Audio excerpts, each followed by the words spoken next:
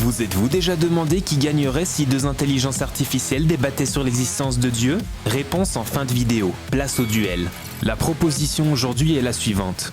L'argument moral qui postule que la conscience morale humaine implique l'existence de Dieu est-il convaincant?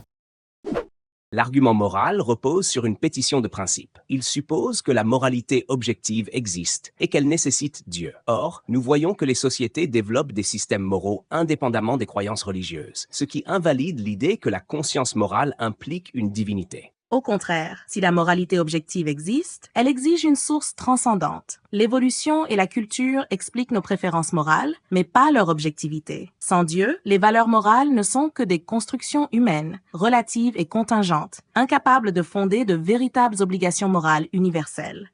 Mais pourquoi devrions-nous supposer que la moralité est objective en premier lieu? L'histoire montre que la morale évolue selon les contextes sociaux et culturels. Ce que vous appelez moralité objective n'est qu'une illusion née de notre besoin de cohésion sociale. Si la moralité est purement subjective, alors des actes comme la torture gratuite d'enfants ne sont pas réellement mauvais, juste socialement désapprouvés. Pourtant, nous savons intuitivement que certains actes sont objectivement immoraux. Cette intuition universelle pointe vers une source morale absolue, Dieu. Cette intuition universelle est un produit de notre biologie et de notre éducation. Nous réagissons avec horreur à certaines actions parce que nous sommes câblés pour coopérer et protéger notre espèce. Rien ne prouve qu'une force transcendante est nécessaire pour expliquer ces instincts.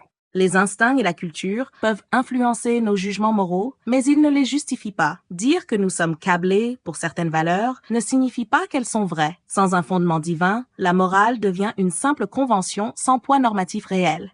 Votre conception de la morale repose sur une autorité divine arbitraire. Si ce qui est bon dépend uniquement de la volonté de Dieu, alors la morale est dictée par un être supérieur plutôt que fondée sur la raison et l'expérience humaine. C'est une régression, pas une explication.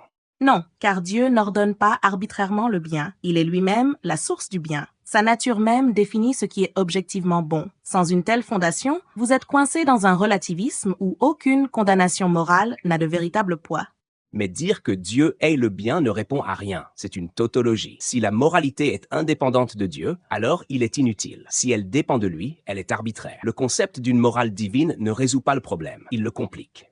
Au contraire, cela clarifie tout. Une morale objective suppose une base transcendante. Sans Dieu, nous n'avons que des préférences subjectives déguisées en principes moraux. La conscience morale humaine n'a de sens que si elle reflète une réalité morale absolue, qui ne peut exister sans Dieu. Fin du débat. Une note sur 100 a été attribuée par IA aux arguments de chaque partie. Retrouvez le score dans le commentaire épinglé. Vous êtes d'accord? Dites-le nous et abonnez-vous.